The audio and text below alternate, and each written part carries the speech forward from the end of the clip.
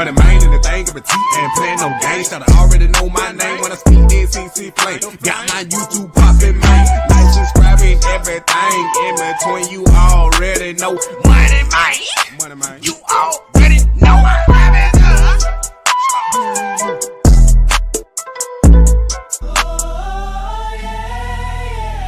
Ain't got time, right time.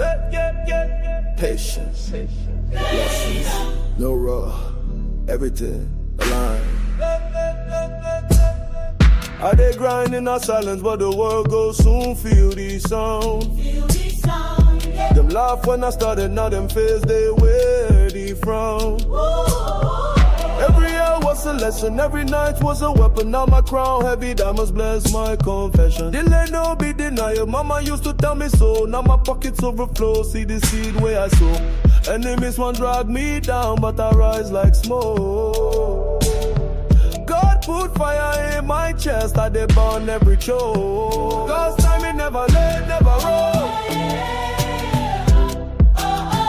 Patience bring blessings, now I'm standing strong. They try to stop me, but the grace too low. God's timing is perfect, it's a victory song. Right on time. I move steady like a lion in that jungle path. Silent hunter, now I roar, you can't block my craft. Talk cheap, but my hustle worth $1 billion cash. I dey dance on my haters, make the champagne splash. Gold crown on my head, but I carry no pride. Every scar on my skin be the proof I survived. Now the gate's wide open and I step inside with the angels by my side. God's timing never late, never wrong. Patience bring blessings, now I'm standing strong. They try to stop me, but the grace too low. God's timing is perfect, it's a victory song. On God, my time.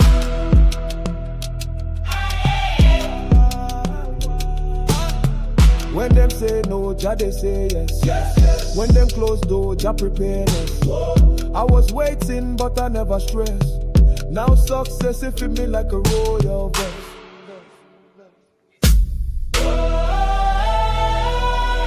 What going on? Patience, We back with another one. come slow.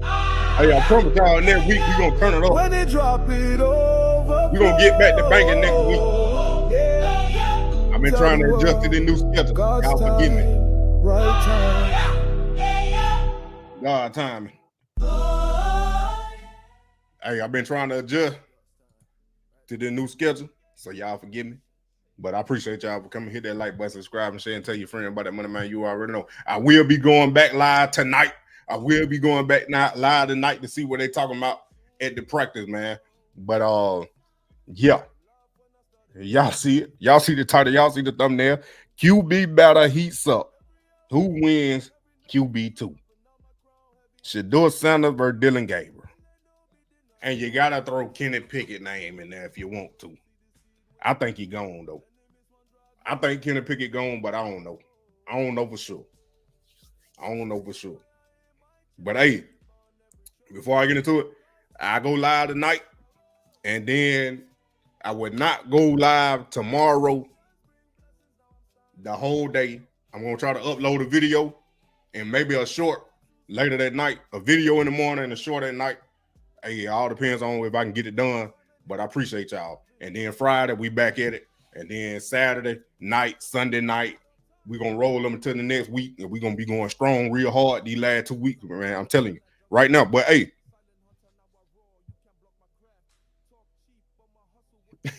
ain't that too much change, man? Like we talked about a little bit yesterday. Joe Flacco starting, Kenny Pickett number 2, Dillon Gabriel 3, Shedeur 4. Now, what can Shedeur do to increase his chances of becoming QB2? First of all, for some reason, he sat out practice yesterday. He got to stay healthy. That's the first thing. Then the next thing, I don't know That's my biggest thing. I don't know what's been going on in that quarterback room, but all them narratives still out there as far as he can't learn the playbook. He's slow developing. Even though he done played Friday night against Carolina, that first preseason game, and just dominated everything. It ain't even no comparison. I was watching the 92-3, and they were comparing who had the better performance, who had the better day, Gabriel or Shedeur, and a lot of them were saying Shedeur. It don't even come close. Like, I don't see how it could come close if Shedeur ain't had no turnovers with 2 touchdowns, and Dillon Gabriel had 2 turnovers with no touchdown. So I don't see how it's even close. But hey, you know how people is. You know how people get. They want to compare it and keep it fair.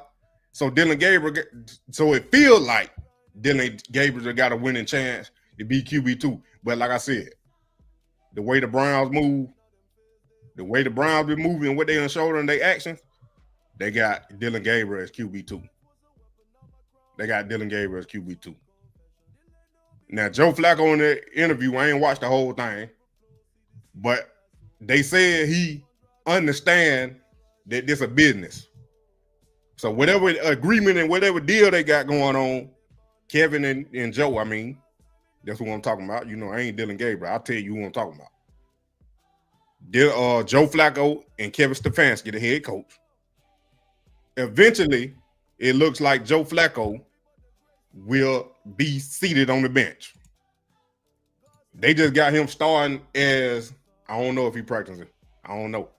They just got him, Joe Flacco starting the beginning of the season. But eventually, it looked like one of the rookies going to take over. Because I'm thinking Kenny Pickett gone.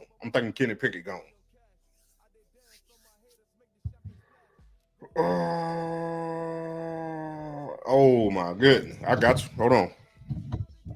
I was in my mode. I was looking at something else. browntimeops@gmail.com. There it is right there, Miss Chantel. Appreciate you. But, like I said, Joe Flacco and Kevin got a deal to the point to where I don't know what part of the season. I can't tell you what game, what week or whatever. Joe Flacco might be sitting down on the bench and moving over for one of the rookies to take over. I'm going to say Shedeur, but the way they've been moving is Dillon Gabriel. So it's like, at this point, what can Shedeur do to move up to QB2? And I'm going to be honest with you. Little or nothing. Because they already I'm waiting for it. They already had, you see the depth chart ain't changed since day one. So they already had in their mind, because I was talking to some coaches last night, they already got in their mind that they gotta prove themselves right by drafting Dillon Gabriel in the 3rd round ahead of Shedeur. But I don't even think it's that. I think it's they already know if Shedeur get in there, it's over with. It's over with. That's what I'm saying, RG. If Dillon Gabriel get in first, and he gonna play like he been practicing, he been doing that.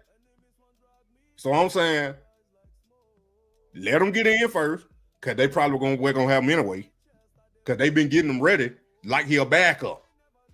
They giving him first team and second team reps, the majority. He barely get third team reps. So they telling me that they trying to get Dillon Gabriel ready to play. Like everybody else been saying, majority of them. But your boy Tony G, he over there talking about ain't neither one of them ready. Yeah, Tony G, you gonna say ain't neither one of them ready because your boy stunk it up. Your boy Dillon Gabriel ain't even do anything close to what Shedeur did. So yeah, of course you gonna say ain't neither one of them ready. So you can, now you done said that, And everybody done heard you say that. Now, when it come time, when Shedeur take over and Dillon Gabriel done played bad, see, I told you, I said neither one of them was ready. So then you got to escape.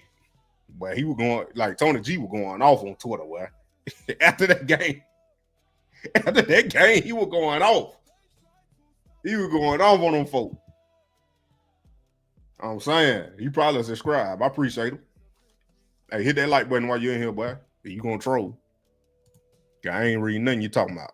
But yeah, so that's what I don't think is gonna happen. But don't nobody really know. Chantel came in here and told us some information. But I'm gonna stay neutral. Cause don't nobody really know. It ain't came out yet. I ain't saying I believe her, but I'm just saying it ain't came out yet. So I gotta temper my expectations. I ain't trying to get my hopes and expectations too high. So I'm leaving where they at.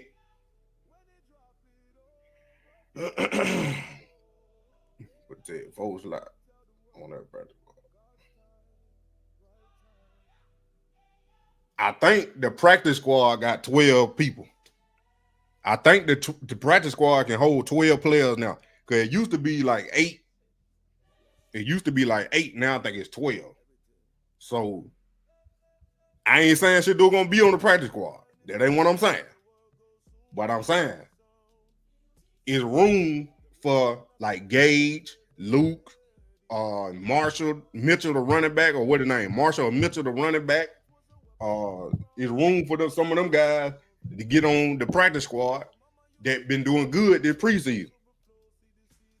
And even Dillon Gabriel. But you know he gonna be on the roster. Just like I expect Shedeur to be on the roster. But I think it's Joe Flacco, then it's Dillon Gabriel, and then Shedeur Sanders right now. Like I said, I think Kenny Pickett is gone. But that's just my opinion. You know what I'm saying? That's just my opinion. But let's see what Pat-Man Jones got to say. Hold on. There it is right now. With Shedeur. The Browns is just a fuck up, man. From the inside of this shit, from the GM to the owner, This is a shit show. Joe Flacco is number one, which we expected. Kenny fucking Pickett cannot see cover 2 or 3. And then they listed Shedeur, Dillon Gabriel, Tyler Huntley, and Deshaun Watson all at number 3. What do you think is going to happen with Shedeur? Hopefully they put him on practice squad and fucking get the fuck out of there. I'm not. I got to even play the rest of that. Yeah, but Luke gone already. Luke already out the squad. And they done signed Isaiah Bond. Now, they don't sign Isaiah Bond. It's weird, though. It's weird. That's what I'm saying. It's weird. Because he ain't been there. He ain't been there. And he just got all them them legal allegations. He just got off of that.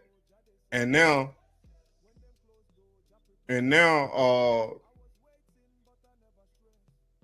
he on the team for 3 years, $3 million.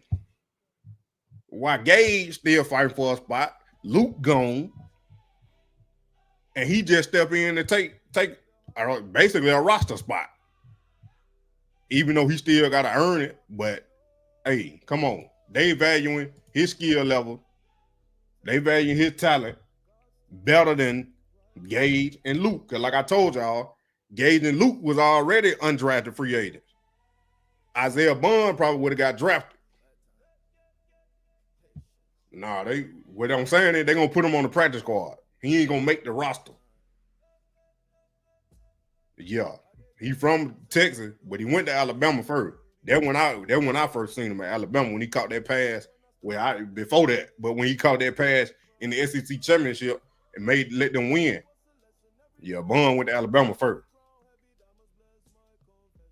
But I think they value his skill level over Gage and Luke. And yeah, Tommy Reed was his OC. That's a big telltale too.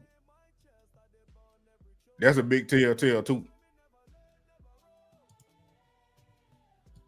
Same thing, but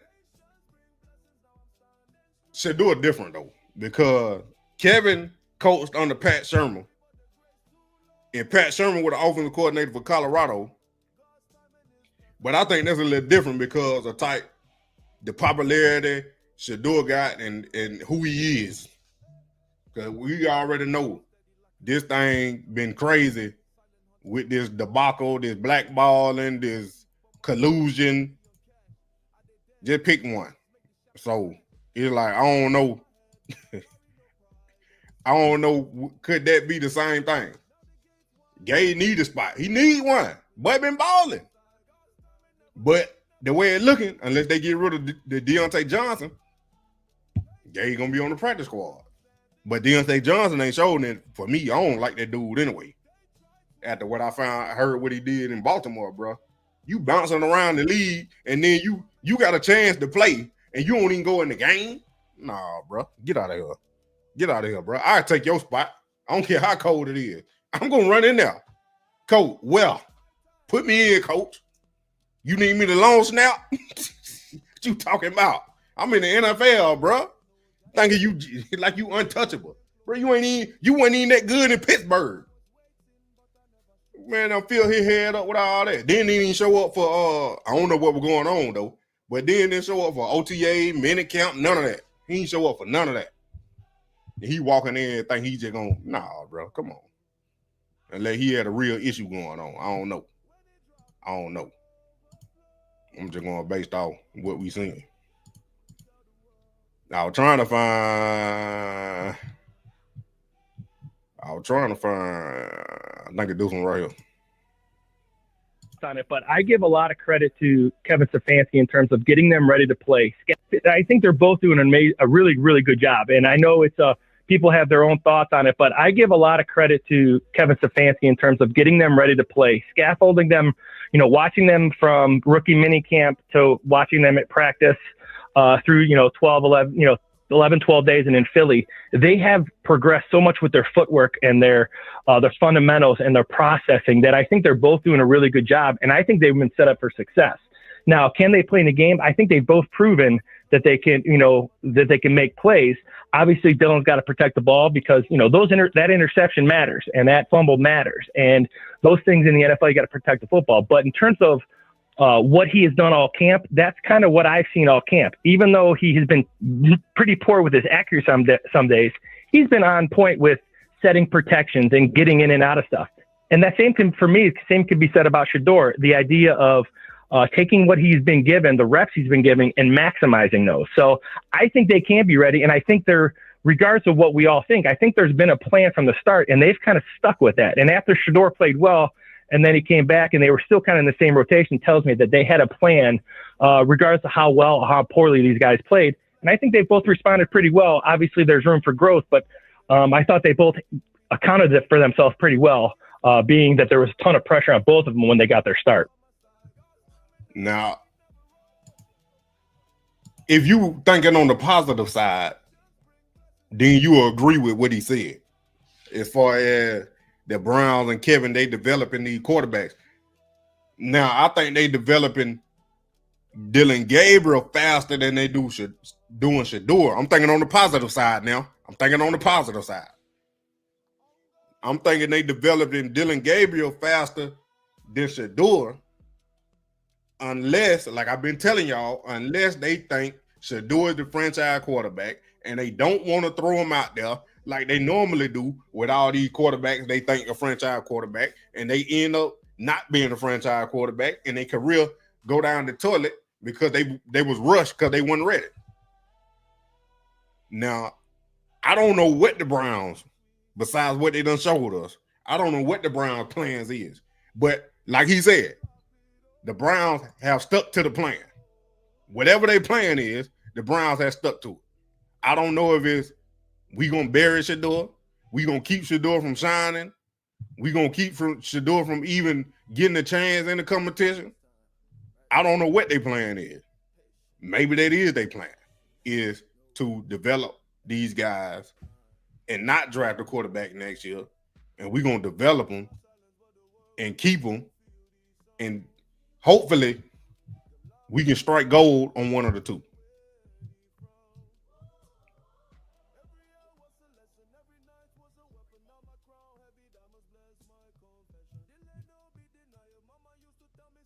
start in the preseason, and here's the thing: in Dillon Gabriel's start in the preseason, in half of football, I saw a guy who looked like a system quarterback, but a system backup. I didn't see anything special. I saw a guy who plays within structure. That's great. That's what they want.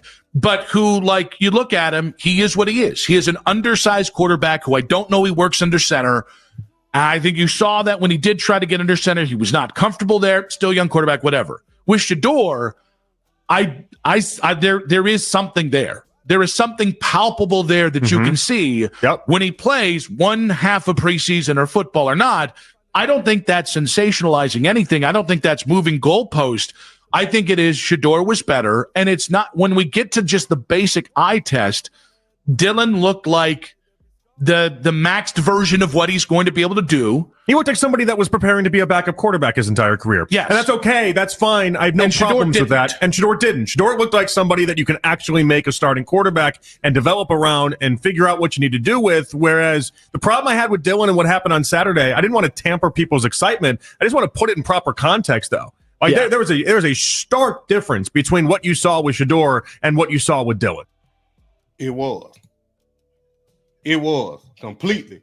Like I told y'all, when we were watching game, I was live streaming, I said, Shedeur got way more playmaking ability. Far as Shedeur can turn a play, there's nothing into something. And I don't know why people were saying he wasn't mobile. We all seen Shedeur run in Colorado. That way he scored touchdown, he throw up the wrist. He wasn't doing that after pass plays like that. He was doing it after he ran a touchdown. He'll throw up the perfect time. He'll throw up the wrist. So wherever that notion they got the way he couldn't run, they're one of them there to appreciate it, Lawrence. Appreciate it, Lawrence. Where they got that notion to where Shedeur wasn't mobile and he couldn't run, I don't know. They're one of them narratives that they were there trying to put out there. When I'm out on the Brown, I think they feel we just be happy if 12 sits on the bench. Salute for your coverage. I will focus on the Buff. I got the Buffalo coming soon. We're going to do Georgia Tech versus Colorado preview. But I don't know why you was in on the Browns anyway. We just here for Shedeur. I don't care what the organization do outside of Shedeur. But I know what they need to do with Shedeur. That's why we here. Like I told, I'm going to tell you again. My cousin, I don't know if you was in here, Lawrence, but my cousin played on the Browns for the last 2 years. I ain't watched no game, didn't go to no game, didn't know who Mary Kay was, Tony G, Tony Rizzo, ESPN Cleveland, 92.3 The Fan, the Dog Pound. I ain't know none of that. Until Shedeur got there, then when I started paying attention. So wherever Shedeur go, just like LeBron, wherever Shedeur go, that's where I'm going to be. And I don't care who don't like it. I'm not here for you. I'm not here for the Dog Pound. I ain't here for Jimmy Haslam. I ain't here for Kevin Stefanski. I ain't here for Andrew Berry. I ain't here for Tommy Reese. I ain't here for Joe Flacco. I ain't here for Dillon Gabriel. I damn sure ain't here for Kenny Pickett.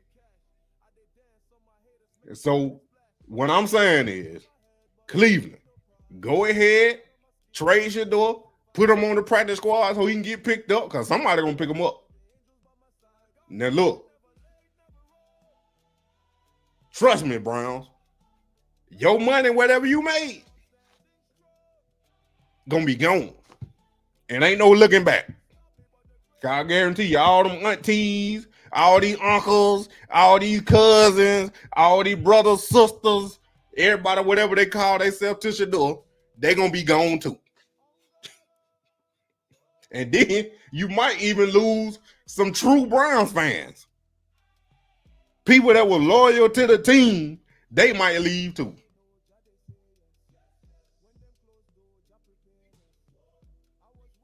I know Kevin be lying. So we only here for Shedeur. I don't care about none of them other.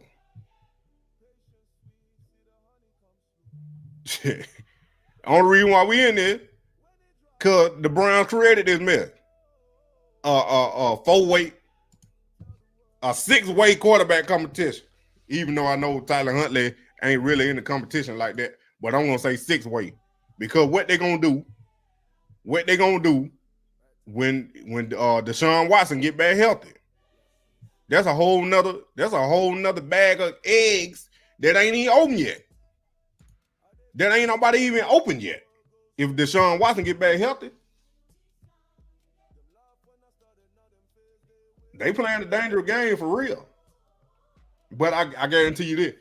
They trying to find a franchise quarterback before they get up in there. So when they move in, it's going to be, boom, we got a winning team. I ain't going to say winning team. We got a franchise quarterback for our team, and let's see what we can do in their brand new stadium.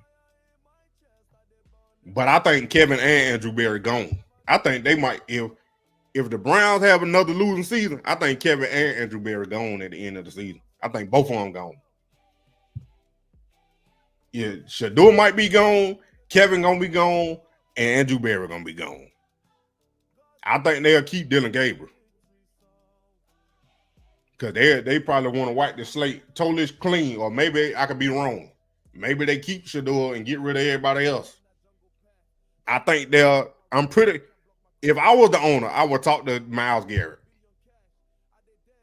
That's what I would do. I would talk to Myles Garrett before I decided to get rid of one of them quarterbacks. Because what I'm saying is, if I'm Myles Garrett, I'm going to the owner to tell him, look, I ain't got too much longer to play in this league at this high level. I need for you to get this thing right so we can start winning. If you want me to stay, if you want me to stay on the Browns, get me a winning team. Like, he got that type pull. I know y'all talking about Shedeur need to go ask for a trade.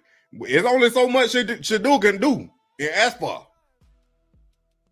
I know somebody else said he need to walk up there and tell, hey, thank you for the opportunity. Let me go on the team I need to play. I think it was Ocho or Shannon. It was one of them. I was like, bro, I don't even know if he could do that. Yeah, he wanted to be traded. I don't know. I thought Gabriel's tape was better. Shedeur was really good last week. We talked about it. Very impressive. But I thought Gabriel's tape was better. Reason why would be just through some elite ball placement throws versus really, really tight coverage. There wasn't a ton given to him. And so, the efficiency with how he moved, the decision-making. Nigga is elite with the filler words. He said the tight coverage was so crazy and his ball placement was elite. And then they show this shit. They show a wide open catch from a wide receiver. And I think Dan be doing that for the TV. Because I done heard him talk about Shedeur. I done heard that man talk about Shedeur. I think he just do that for TV. I can't be playing none of that with all that cussing they got in here. I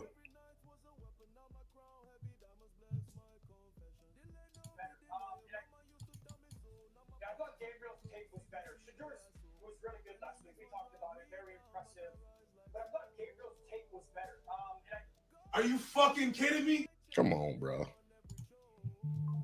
Every last one of these got cussing. That's why I got to start watching them man before I put it on. Don't make no sense.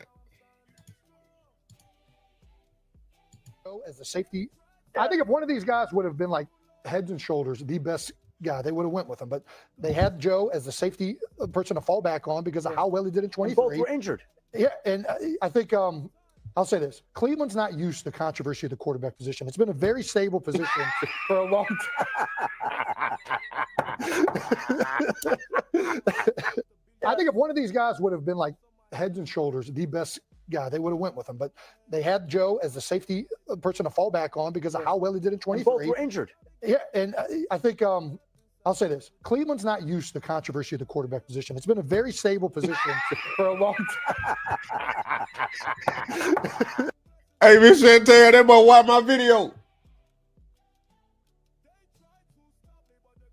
They must watch my video.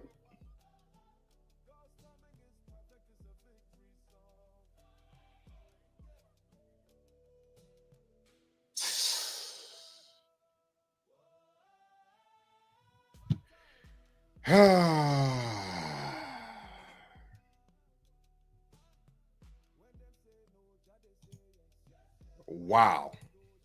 I ain't saying nothing.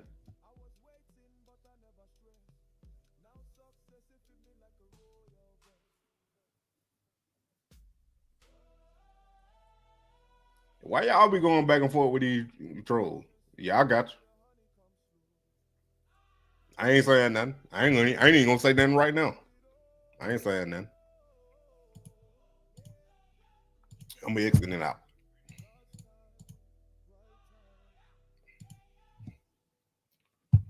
Hey, while I'm on that topic right now, hey, I think I still got 6 spots left. Where my phone go? I think we still got 6 spots left. If y'all want to play fantasy football or you're a beginner, it's free. You ain't got to pay no money, no cash prize, no entry fee, none of that. Wow. When they did that today, yeah, I got 6 spots left. If that guy got 6 spots left, go to my community post. Go to my community post. And it's the first post up there. Just hit the link, ESPN Fantasy Football, and join the league. It should say, Money Man, you already know football. Now, if y'all want a paid league, if you experienced, look, I got a lot of people in here. I can change it, but this is what I'm about to say. If you want to enter into a paid league where you can win a cash prize, I need y'all to put W12 in the chat right now. It's going to be at least $50 for the entry. The winner of the championship wins the jackpot. If y'all want to, if you are experienced, I don't want you to spend no money you ain't willing to lose. If you don't know how to play, this is not for you. If you are willing to get in a paid league, $50 entry, put W12 in the chat. I got to take some votes if I'm going to do it or not. I only got one.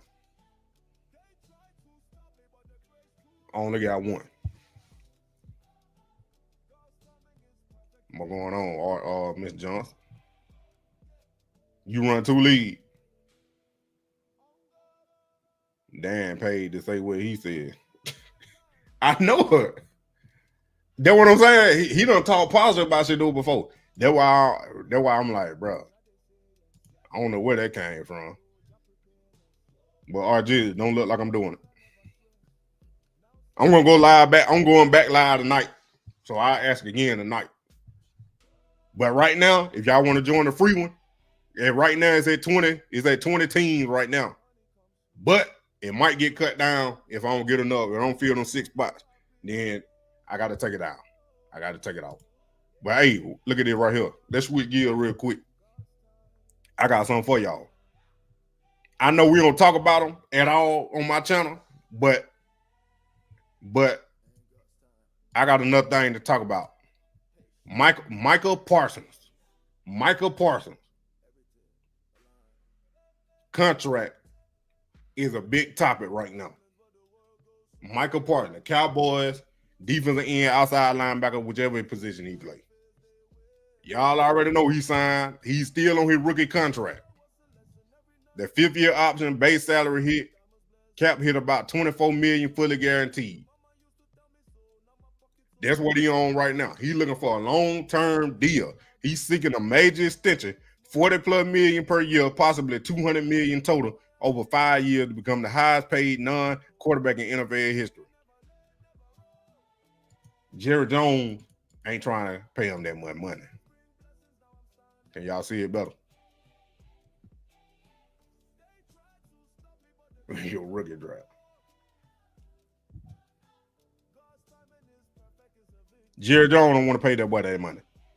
A 4-year deal worth $180 million. More recent estimates suggest $43 to $45 million per year based on comparable elite defenders like Myles Garrett and TJ Watt. Now, I'm going to tell you right now, he's still not signed. That's why I'm doing it, because y'all already know I'm going with it. Y'all already know I'm going with it. He asked for a trade. He requested for a trade. There's no process going on besides Jerry Jones talking about they had a handshake. They shook on it.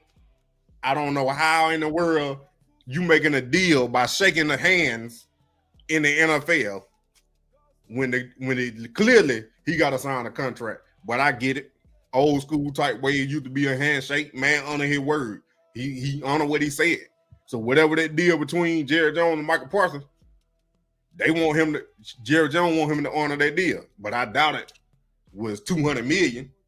So it could be a trade coming. It could be a long-term holdout coming. Who knows? Who knows? I'll talk about it tonight. I don't want to say nothing about it right now because I'm about to get off. I got to leave.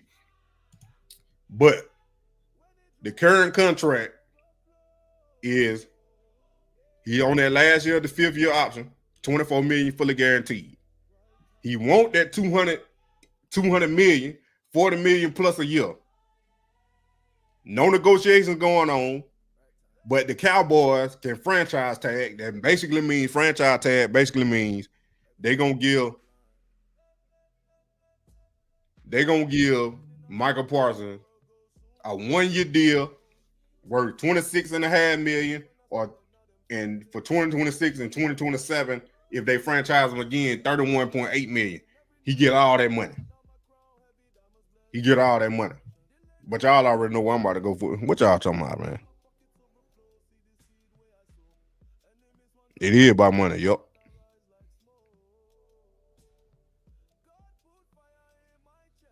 That's why he trying to change it. He practical, they're good. But that's why he trying to change it, Patrick. But if you a bona fide superstar, like Parsons did, pay that man. And you already know what I'm going with it. They're prime equity.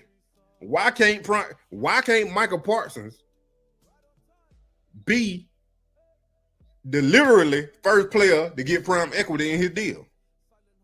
Now, it's a long shot because Jerry Jones, he one of them old heads that have been in the league, been running the business, love the Cowboy. He don't even want to call for the $200 million. I know he might not agree to a prime equity deal, but we're going to take a look at it anyway. Prime equity is a contract innovation that rewards players not just for on-field performance, but for brand power, cultural influence, content creation, and business impact. It's like a media and marketing equity multiplier inside a traditional athlete contract. Think performance equals money plus influence equals ownership / revenue sharing. Now, we already know about prime equity in the contract means he get the media rights and content ownership. He already got a podcast, I guess it's a podcast, The Edge with Michael Parsons. So he already owned that content. But where it comes in with the prime equity is this right here, where he get a viewership bonus if Parsons branded content hits milestones, 10 million plus views across platforms during the season. He receives a bonus 2 to 3 million. Why it works? The Cowboys benefit from the viral reach and fan engagement with boost ticket sales, jersey sales, and ad exposure. That's where the Cowboys are already the biggest brand in the NFL. They the most expensive franchise at $11 billion in the NFL. Branded the America's team. Well, the America's team ain't been relevant in the Super Bowl conversation since I was maybe 2. So Jerry Jones, you got to do something. Then this is the same situation. Like, he the biggest star on the team. I don't care about no Dak Prescott, CeeDee Lamb. Michael Parsons is the biggest star on the team. I know they got all flashy over there on offense, but like, really, Michael Parsons is your cornerstone of your franchise, bro. Like, you can get rid of everybody else, but if you keep Michael Parsons, it'll be like Miles Garrett on the Browns, but he on the Cowboys. Like, come on, bro.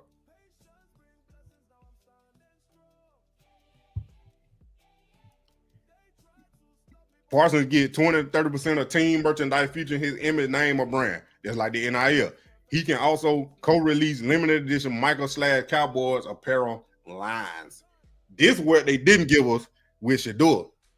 But hey, Shedeur already got his own clothing line. He already got his own brand. I don't think he had to do it with the Cowboys. He probably released his own limited edition custom clothing line or whatever. He going to the Rams. Hey, that'll be crazy. With Jared Verse over there, that'll be crazy. Social impact and local equity clause. A percent of local endorsement or regional revenue growth. Dallas-Fort Worth area merchandise sales increase 15%, triggers a bonus or equity buy-in. Parsons becomes a brand partner, not just an employee. Now, we already know equity in the team affiliated ventures, there's a far reach on that one, like I always been saying. But as y'all don't know that what they call, they got a Netflix documentary or something like that. The Cowboys do, Jerry Jones and all them. If Michael Parsons was in that, he could probably, if the Cowboys launch a docu-series, which they already got out, media network or VR fan experience using Parsons, he gets equity or back-end points like an executive producer. So like I said, I ain't watched the show yet. I ain't watched it yet. So if he can get the prime equity in the contract, then he can get part of that where they got on Netflix. But like I said, that's a stretch. That's a reach right there. Now, how both of them benefit? Brand ownership, control the media narrative, building generational wealth, more leverage, adds value beyond tackles, sack, and sacks. He's indispensable. Long-term business, open up doors to tech, media, apparel, even minority ownership. I don't know about that last one. I don't know about that. Jerry ain't selling. Heaven said no, ain't gonna get nobody no control over them Cowboys. Not at all.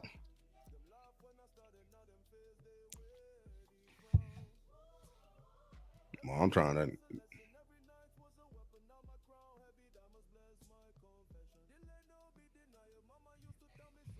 For the Cowboy, I benefit the Cowboy.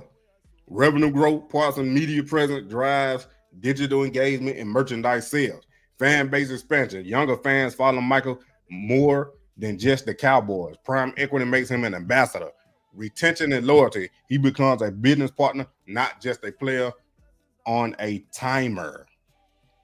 Basically, before you retire, he becomes a business partner. Innovative player. They could change everything. If Michael Parsons get prime equity, it sets a blueprint for the next generation of stars. Shedeur Sanders, Travis Hunter, Caleb Williams. I'm going to do Travis next.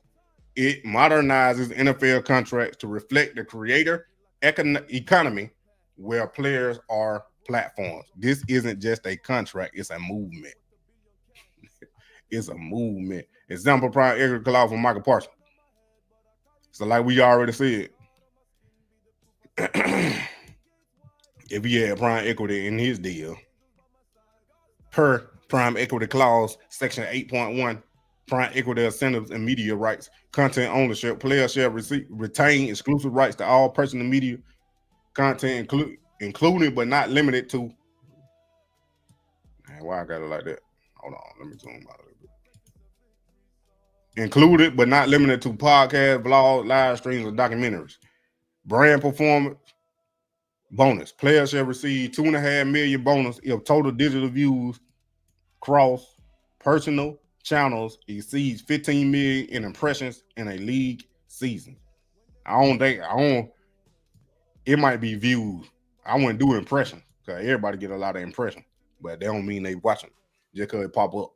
Players shall receive 25% of all net revenue generated from merchandise, featuring player name, likeness, or brand marks. Team co-creation clause. Players shall receive equity shares or equivalent performance bonuses from any team-affiliated digital series, NFTs, or content partnerships utilizing players' brand. Now, the crazy thing would be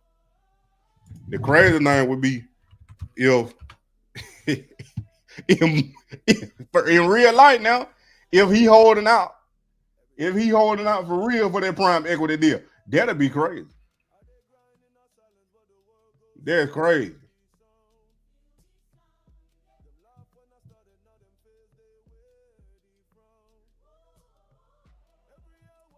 My four hands. You behind a little bit. Yeah, come back later. The day the NFL changed forever, they wrote me a whole script. But yeah, so hey, that would be crazy if Michael Parsons actually holding out. If he seen prime equity and think Shedeur got it in his contract, He might. That'd be real. Hey, that'd be crazy if he is holding out for prime equity in his contract. Yeah, guarantee you money sound better than anything, but you ain't gonna get a fully guaranteed contract. They're gone. Deshaun Watson messed that up. They're gone. And then you got to think about how much money they gonna be, how much of that money gonna be guaranteed, and is you gonna be able to get the rest of it? Because we see what's going on with Deshaun Watson that don't nobody talk about is that insurance money that the Browns got on Deshaun. Now, I don't know if you got to pay some of that back or what. I don't know. I don't know if they got it with a company or what type that is. I'm pretty sure they probably got with an insurance company, but who knows? I don't know. I don't know the details of that. I just know they got an insurance on them. As far as if he don't play a majority of the season, they get $58 million. That's what I do know.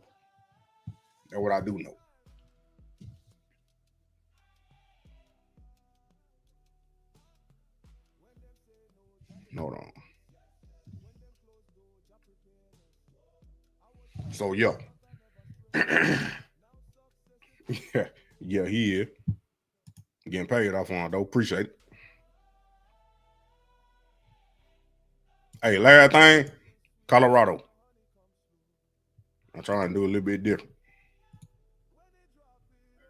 Now we know he is listening. So this next thing that people are going to be saying after the 2025 season pertains to Colorado and Coach Prime. It wasn't just a Shedeur and Travis thing for Colorado, is what we're going to be saying at the end of next year. All right, because Dillon Sanders, whether people want to acknowledge it or not, really good football coach. Notice what I said, football coach, not just recruiter, not just good father who has a talented kid as his son who plays quarterback, like a good football coach. Because I think the narrative is, well, Shedeur's gone to the league, Travis gone to the league. Those are big losses. No way around that. Those are big losses. Right now, BetMGM has the over-under win total for Colorado at 5.5 wins on the season. Vegas is saying right around a bowl team. I think Colorado will be much better than that. But Colorado last year went out and won 9 football games. 9 games. Now, Shedeur played a massive part of that. Travis Hunter winning the Heisman Trophy played a massive part of that. But like Shedeur and Travis Hunter were also on the team that won 4 games the year before. And they played well during those seasons as well. Like, it wasn't like Shedeur just massively, elevated his game from year 1 to year 2 in Boulder. He got better. It wasn't like he just did a 180. Same thing with Travis Hunter. The roster talent got better from 4-8 to 9 wins. I think it's going to keep trending up. Line of scrimmage got better from 4-8 to 9 wins. I think it's going to keep trending up.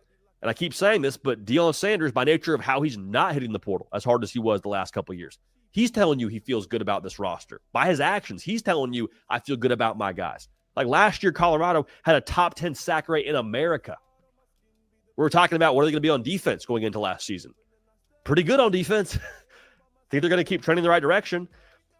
It also should be discussed like what they're replacing Shedeur Sanders and Travis Hunter with.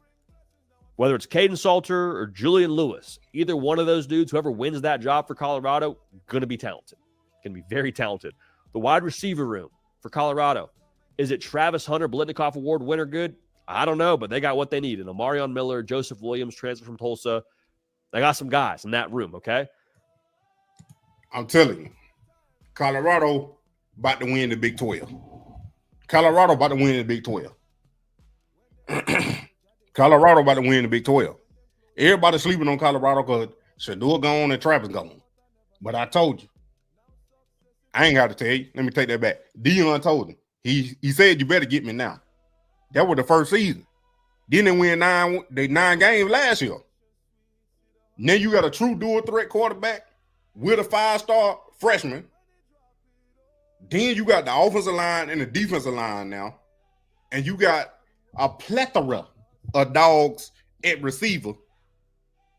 You got a Hall of Fame running back coach. They're getting them boys ready. You deep at every position. You ain't lacking at no cornerback. You got a projected first rounder on one side again at cornerback. And then the rest of the secondary is bona fide too with depth.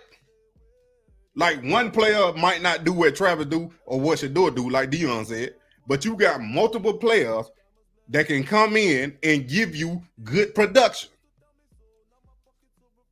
Yeah, that boy from Georgia, yup. About 9:30. Live going right by 9:30 tonight. I'm gonna get back late again. So yeah, about 9:30. But yeah, so Colorado, I'm thinking they win the Big 12. I'm thinking they win the Big 12 championship. Easy. Cause I looked at the schedule. Let me pull it up real quick. Then I'm gonna have 5 minutes left.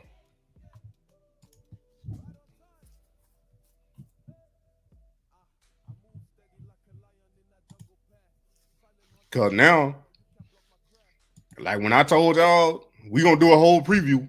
We're gonna do a whole Georgia Tech versus Colorado preview too. I know the game coming up Friday. So we're gonna do a whole preview. Let me zoom in just a little bit so y'all can see it. That good? Let me check. Y'all. So Georgia Tech right now gonna be the toughest test, not just because of the first game, but we gotta see how Colorado done advanced and upgraded them trenches.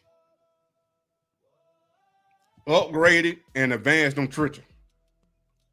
Because their offensive line and their defensive line, that's gonna determine who win a lot of games. Now, Colorado, they got better than what they was. You going to the game? They got better than what they was. But we got to see it in a live game action. And the best test to see it is against Georgia Tech, who like to run the ball. Georgia Tech likes to run the ball. Haynes King and that Jamal Haynes, they like to run the ball. Now, the Georgia Tech did lose their number one wide receiver in Eric Singleton. Ain't that his name? Eric Singleton. Yeah. But I think they got Eric Rivers. So they got an Eric back. And he's supposed to be pretty decent. But CU, Colorado, Coach Prime, defense got to make Georgia Tech start throwing the ball. Now, I ain't saying can't throw it, but that ain't their strong suit. You got to make their team one-dimensional. When I mean by one-dimensional, take the run away, take away their favorite thing to do, and make them throw the ball. Because I'm telling you right now, Colorado, they're probably the fastest defense Coach Prime done ever had. Fastest. Like for his players all around the board on defense, linebacker to DBs, even some of the D linemen, this probably the fastest defense Coach Prime done had. And they preach get to the ball, pursuit. They preach that. So I'm pretty sure they're gonna be swarming that ball. Then you got Delaware. That's I think they still FCS, just like North Dakota State. So then you got them. Luckily, you got these first two games at home. Then you go to Houston. So I got them 3-0 already. Then Wyoming, 4-0. BYU gonna be another test. Alamo Bowl rematch, but you got them at home. Get in front of that crowd. You better come ready to play. And you better be coming for revenge from the Alamo Bowl. And you could potentially be 1, 2, 3, 4, 5, 5-0. One more game to win the bowl game. Now going back to TCU gonna be tough. But just like that team after the national championship, I don't think they the same team even from then. I don't think they the same team. Iowa State gonna be another tough one. And the thing why I'm saying Colorado can win the Big 12, at least play in the Big 12 championship, is because most of the tough games they got is at home. Iowa State at home. Utah, you got to go there. Don't know what they going to look like. Arizona at home. West Virginia, don't know what they look like. Arizona State at home. The team that won the Big 12. And Kansas State. That's the last game. You don't even play Kansas this year. But Kansas State, you got to get your get back. Because like I said last year, I think they win that game if Marion Miller don't get hurt. Yeah, BYU quarterback spinner. Yeah. I think Kansas State, we're going to go week by week, though. We're going to go week by week, but I just did the whole schedule right there. So let me go. Georgia Tech, dub, 1. Delaware, 2, 3, 4. Question mark. Question mark. Question mark. 5, 6, 7. Question mark. Question mark. But I got them winning 10 games. I just don't know which games they gonna win to get them 10 for between BYU, Iowa State, Arizona State, and Kansas State. I don't know which. They could win all of them, but I don't know which ones they actually gonna win to get to them 10 wins. But I think they get 10 wins. I think they get 10 wins. That's just my opinion. All right, last thing before I get off, hey, I need y'all to go follow me on TikTok. The Prime Effect, we going up 13.6K followers. I'm trying to get to 20,000 followers on TikTok. So if you ain't follow me on TikTok, I need y'all to go follow me on TikTok, The Prime Effect. I might have to change my Instagram name to The Prime Effect too.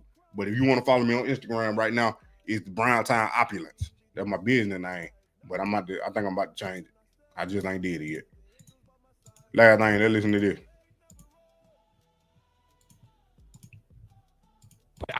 I think he's not going to get as many starts as I would like, but I think Shedeur wins at 2 games for the Browns this year. When and where they are, I have no idea. I think he wins 1. 1. I worry about the number of starts he's going to get, like you. When he comes in, whenever that happens, I could see him reinvigorating the Browns a little bit and leading you to a really fun afternoon of football. Can I make a prediction? Yeah. He beats the Bengals and knocks them out of the playoffs last game of the season. Oh, this is 1 win. I'd love to see that. Riz, my answer to this question is 0. Okay, why? I think Joe Flacco starts the majority of the season, and then by the time you go through the line, as it's constructed now, Kenny Pickett, Dillon Gabriel, Shedeur Sanders, he might only get a single start. Maybe.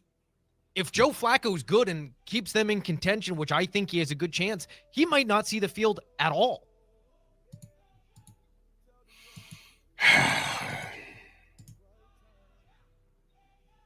I made that video up. But yeah. Y'all already know my stance on that. Then I'm about to get off. They're going to be forced to play Shedeur. They're going to be forced to play him. They're going to be forced to play him.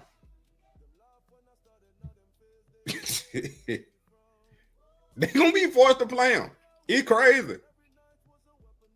But I think Kenny Pickett gone, so it's going to be Joe Flacco, Dillon Gabriel, then Shedeur. That's my projection. That's my projection.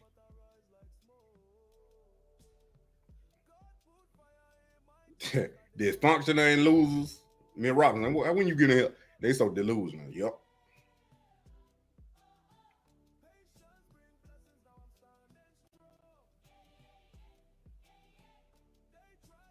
You don't know when to win game.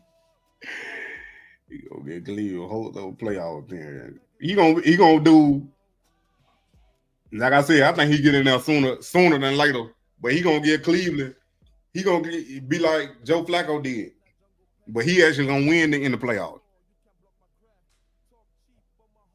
Man, Pamela, you took the word right out of my mouth. Y'all can block him. I ain't blocking him, but y'all can. Y'all can block him, but I ain't blocking him. But hey, I'll be back tonight. Look for about 9:30 tonight. 9:30 tonight. I'm going live. Tomorrow, Thursday, I'm not going live at all. I'm going to try to upload a video in the morning, and I'm going to try to do a short tomorrow night. Friday, Saturday, and Sunday, we back at it, grinding. all the last 2 weeks of this month, I'm going hard. I'm going hard. So, like I said, if you want to join and play fantasy football, go to my community post. The first post on there is to join the fantasy league. I got 6 spots left. If I don't get 6 people, then I'm going to drop it down to 14 like I already got, and then we're going to rock from there. Yup, 9:30. Yup, 9:30 tonight. I know y'all probably going to be in some other folk channels and all that, but I need y'all to come back right here, okay? The title and the thumbnail going to make you come back, but I need y'all to come back right here. I'm telling you. I'm telling you. You're not lying. Why my video, Cody? That's what I'm telling you. Why my videos? I got live streams. You can go back watch the replays. I got old videos you probably ain't never watched when I was playing 2K and all that. You can go watch them. You can go watch them. Hey, you just want something to listen to? Just put them on. Just put them on. Hey, but I appreciate y'all for coming. Don't forget to hit that like button, subscribe, and share, and tell your friend about the money man. You already know. Y'all already know what time it is. Dang.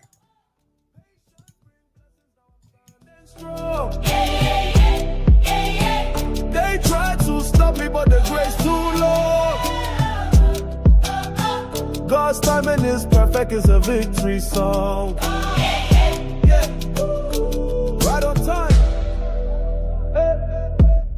I move steady like a lion in that jungle path. Silent hunter, now I roar, you can't block my craft. Talk cheap, but my hustle worth $1 billion cash. It's personal. It's personal, they try to write me off. 5th round pick, now I'm taking off.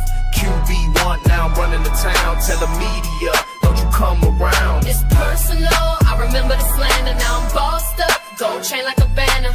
Redstone froze, got the league in a trance. I ain't never begged, just gave him that glance. Slept on like a Tampa Peter, but I stay woke, I ain't need y'all agreement. Browns on my chest, 12 on my back. Flip that 2, now I'm leading the pack. Talk down, but I took it in silence. Now I talk with my playbook violence. Microphone broke from the lies they spoke. Now air it out deep, let the narrative choke. Clock hit 0, I was built in the weight. Now I got contracts heavier than hate. Got that AP ticking, time don't lie. When God say go, ain't no why. It's personal, they don't understand. Why I ball like I'm holding a whole fam. Gold on my neck, but the crown invisible. QB reads like I'm speaking in real. It's personal, every snap got proof. I ain't just gifted, I got truth. Said I wasn't built for this level, please. Now they all tap in when I freeze them reads. Y'all drafted scared, I drafted my name. Put respect on it, I came for the flame. Sundays now feel like primetime nights. Only thing I fold is media types. Treated my talent like it had a ceiling. Now I'm stretching that field with no feeling. Chains heavy like the judgment they threw, but I carry every stone like it's what I do. Mama prayed, now I'm living the song. Took every dead word, now I'm calming the bomb. Shedeur don't flinch, Shedeur don't beg. I walk like a king, never needed a leg, yeah. They ain't believe in me, didn't need them to.